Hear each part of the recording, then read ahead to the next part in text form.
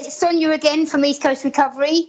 We're getting a little 4-week series together on the subject of enabling, and young Kelly.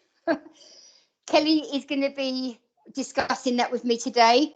And I guess the first thing that we want to kind of say, introduce the topic subject on, we want to tell you, give you some examples of what enabling is. So I'll just throw this first one out there. I guess the enabling would be if you've got a son or a daughter who's using drugs or drinking alcohol and spending all their money on drugs or alcohol, and then mum or dad or brother or sister come along and buy the food. So while the loved one, the one that's suffering, is spending all their money on drugs and alcohol, then the family members run around kind of getting the food for them. And what are the other ones, Kelly? Examples of enabling? There's lots of examples of enabling, really. Obviously, it's a term that you hear quite a lot when speaking to, or should I say that we use quite a lot when speaking to family members, because they haven't got a clue what enabling even means. But that's the best example is, you're allowing that person to carry on destroying themselves and everyone else around them. You're enabling that to carry on.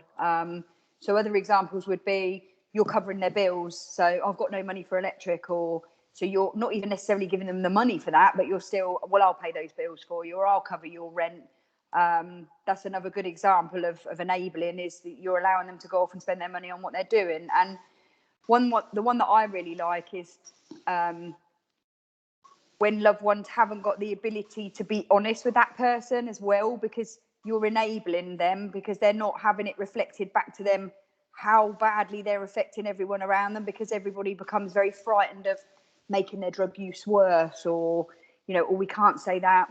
They're frightened of the response they're going to receive. So family members kind of haven't got the courage, as it were, to be able to say, enough. This is how you're affecting us. This is how you're making me feel. This is what I'm going through.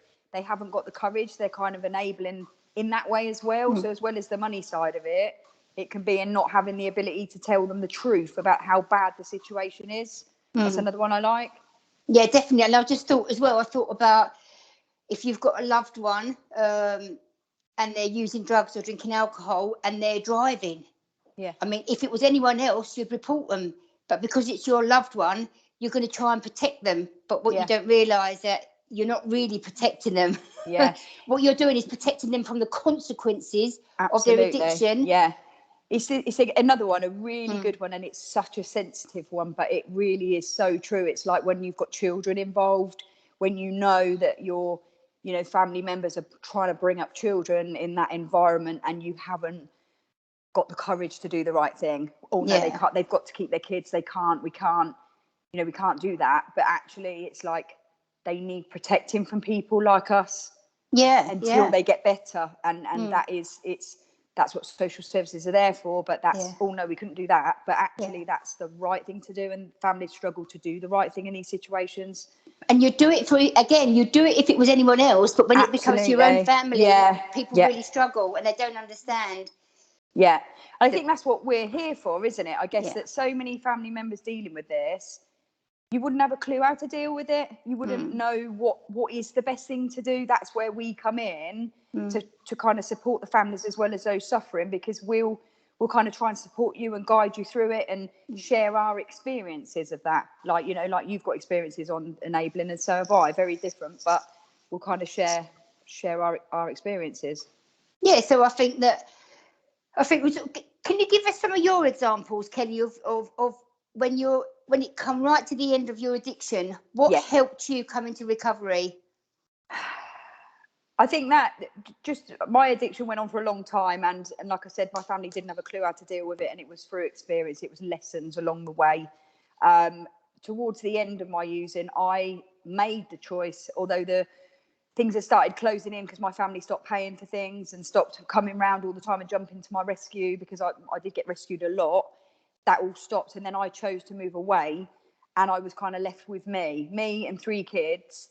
and there was no one there to rescue me anymore, to make it better for me, to make it easier. It was just me, these 3 kids, and all of the authorities. And the consequences. And then the consequences hit me. Yep. So what was the next step for you? It was so I had nowhere else to run. I had nowhere else to kind of, you know, to turn. I had no relief anywhere. It was either I'm going to die or I'm going to get help, and I knew I had to get help. So that's where it led to me in the end being stripped bare, where it's just me and I've got to face this on my own. I'd never faced anything on my own, and I chose the right choice. I made the right choice. I remember very clearly the first time I ever met you. We were picking you up from a hostel in Galston. Was it somewhere, Galston? We were picking you up from a hostel to take you to a meeting, me and another recovery person. And I'll never forget that. Never forget you in the back of the car. It was tragic, literally tragic, seeing little mum like that. But yeah, so when the enabling stops, then the recovery can begin. The recovery is born really out of the stopping the enabling. Yeah, and there's a good thing that our director Lester taught me, and I say it in so many situations with families in my role here, is that, you know, you kind of need to help back that loved one into a corner and remove all those things, you know remove the plan Bs. It's get rid of the plan Bs, get rid of the plan Bs, so they've only got one decision to make, and they can only make one choice, and it is the right choice, because everyone has said enough. It stops here, and you stand united. We love you, but yes, it's out of love. It's not out of anger. It's literally, we love you, but enough, and that's a really important thing for families to do. But so I was thinking about, you know, the director Lester, who was just talking about, he always talks about, he wants to write a book, and it's called The Love That Heals or The Love That Kills. You know, when family members look at their because everyone can only look at their own experiences, and when you look at your own experience, when you've keep paying for them, keep giving them this or lying about that or covering that up or doing that, you've got to think, it all comes out of love. It all comes out because the parents love them or the loved ones love them. But has it helped them? And the answer is no, you know, because they're still in the same situation. So something has to change. Nothing changes if nothing changes. Yeah, so we're going to finish the video, this week's video on, for you guys to think about the love that heals or the love that kills. We are all addicts are really yearning for boundaries and safety. Boundaries and safety and love, because that's what love is. Love is boundaries and safety.